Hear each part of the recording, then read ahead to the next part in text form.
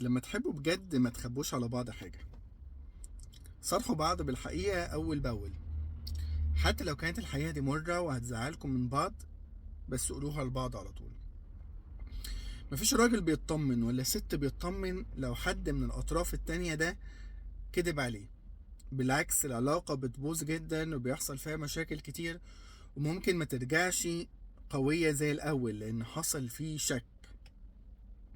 الراجل تحديدا بطبعه ما بيعرفش يحكي، مش بيعرف يقول اللي وجعه واللي بيزعله. فلما تحس بقى ان هو مش حابب يتكلم، او ان هو مهموم، او ان هو مرهق، ان هو ملوش نفس يتكلم، بلاش تقعدي على دماغه وتقول له احكي واتكلم والكلام ده كله. خليكي بس جنبه، طبطبي بس واسكتي. هو بقى مش عايز اكتر من كده، مش عايز غير ان انت تطبطبي وتسكتي وتسيبيه. البنت الشاطرة والست الشاطرة هي اللي تعرف تحتوي.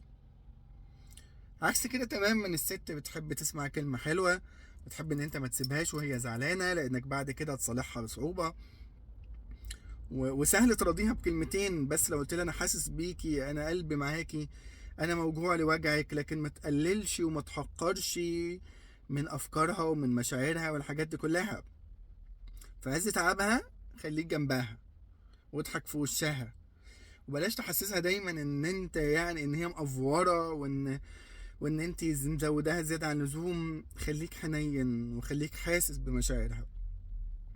انت كمان خليك حنينه معاه. بلاش استجوابات كتير، وبلاش اسئله كتير، وبلاش قلت لك وقعدت لك وانت ما بتسمعش الكلام، لان الراجل ما بيحبش الطريقه دي.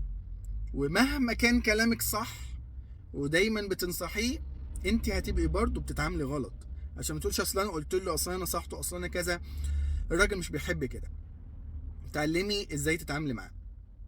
اتعلموا تحبوا نفسكم عشان تحبوا بعض. اتعلموا ان انتوا دايما تبقوا عارفين ومتأكدين ان كل واحد فيكم بيقدم للتاني حب. اتعلموا ازاي تكون انت راجل وهي ست.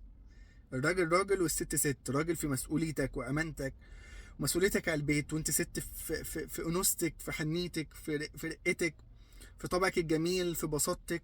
ساعتها كل واحد فيكم هيبقى ماشي صح. املوا حياة بعض. املوا حياة بعض بالحب، بالعشرة، بالكلام الحلو، بالحوار. كل ما انت يبقى في بينكم حوار، كل ما يبقى في نجاح للعلاقة. يعني كل ما يبقى في حاجات حلوة. عايز اقولك ان الراجل لو حبك بجد هيحب روحك قبل ملامحك. هتلاقيه دايما جايب لك نجوم السما. وانت لو قدمتيله المهابة والاحترام والتقدير، وشكرتيه على حاجاته البسيطة، وحسستيه قد ايه ان انت مقدرة مجهوده اللي بيعمله في البيت وبره البيت، انت كسبت قلب الراجل. ساعتها الراجل ممكن يبقى طفل صغير ويبقى كده يعني حد كيوت جدا وبسيط جدا. العلاقة مش محتاجة تعقيدات كتير، على قد محتاجة ان احنا نفهم بعض ونسهل على بعض الحياة.